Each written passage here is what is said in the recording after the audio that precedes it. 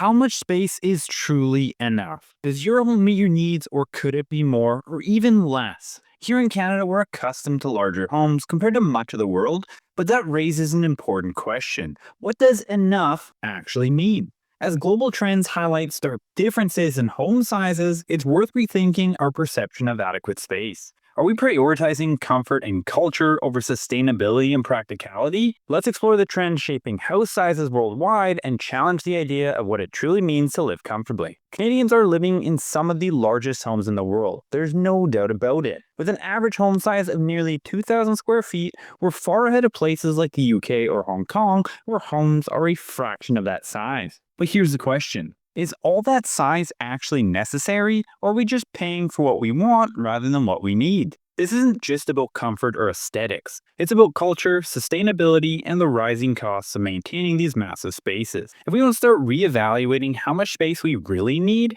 we could be sacrificing our finances, the environment, and even our happiness without even realizing it. So let's break it all down. First, let's set the stage with some numbers. Around the world, house sizes vary wildly. At the top of the list, we have Australia, where the average home is a whopping 2,303 square feet, while the US isn't far behind at 2,164 square feet. Here in Canada, we're sitting comfortably at 1,948 square feet, which is still quite large compared to other countries. For example, in the UK, the average home is just 818 square feet. And in Hong Kong, homes average 484 square feet, barely a quarter of the size of Canadian homes. Think about that for a second.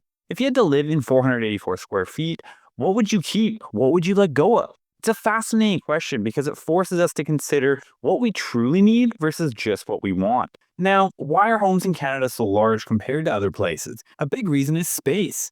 Canada is the second largest country in the world, but our population density is relatively low. We have the land to build bigger homes, and culturally, we've come to value the extra space. For many of us, a larger home represents success, stability, and comfort. But here's the flip side.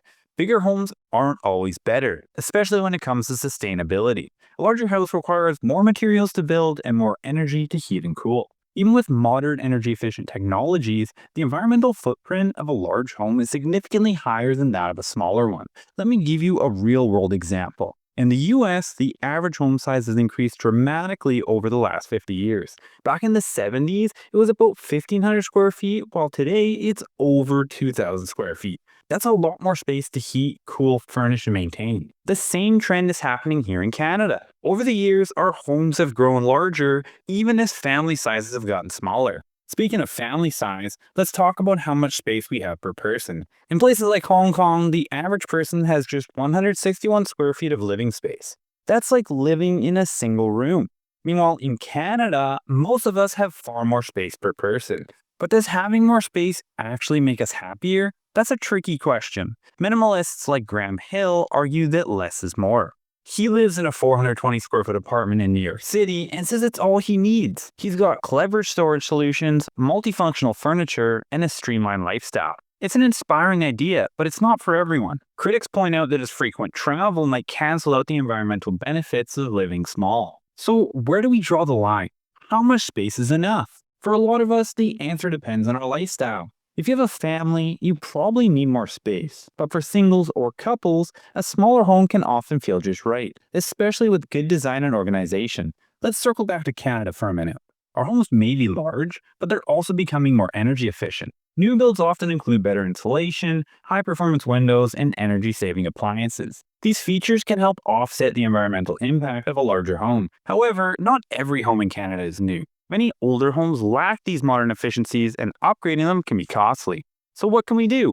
If you already have a larger home, you can focus on making it more energy efficient. Simple changes like adding better insulation, sealing drafts, and upgrading to a smart thermostat can make a big difference. And if you're in the market for a new home, consider how much space you actually need. Sometimes a well-designed smaller home can meet all your needs while being kinder to the planet. Let's also talk about the financial side of things. Larger homes aren't just more expensive to buy, they're also more expensive to maintain. Heating, cooling, property taxes, and even cleaning all add up. If you're carrying a large mortgage, that extra space might be costing you more than you realize. But let's not forget about the personal side of this. For many Canadians, our homes are more than just places to live. They're places to gather, grow, and make memories. Having space to host family dinners, celebrate holidays, or just relax at the end of the day is part of what makes a house feel like a home. So what's the takeaway here? First, it's clear that there's no one-size-fits-all answer. Some people thrive in minimalist spaces while others need room to spread out. But as we think about the future, it's worth asking ourselves,